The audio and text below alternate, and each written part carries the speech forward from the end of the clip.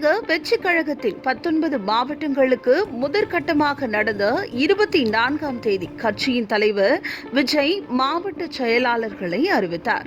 அதனைத் தொடர்ந்து அறிவிக்கப்பட்ட மாவட்டங்களில் தொண்டர்கள் மாவட்ட செயலாளர்களுக்கு மரியாதை நிமித்தமாக சால்வை அணிவித்து வாழ்த்து தெரிவித்தனர்.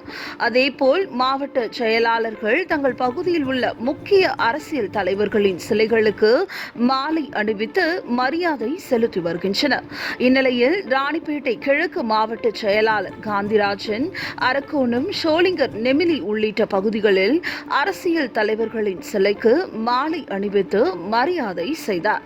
இந்நிலையில் வானவரம் பகுதியில் நடைபெற்ற நிகழ்ச்சியில் தொண்டர்கள் புடைசூழ மேலதாளங்களுடன் ஊர்வலமாக அழைத்து வரப்பட்ட காந்திராயன், பெரியார் சிலை, காந்தி சிலை மற்றும் அம்பேத்கர் சிலைகளுக்கு மாலை அணிவித்து மரியாதை செலுத்தி தொண்டர்களுக்கு இனிப்பு வழங்கி சென்றனர்.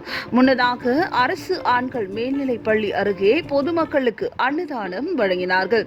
இந்நிகழ்ச்சிகள் அனைத்தையும் காவிரிப்பாக்கம் ஒன்றிய பொறுப்பாளர் பெப்சி ரவி ஏற்பாடு செய்திருந்தார்.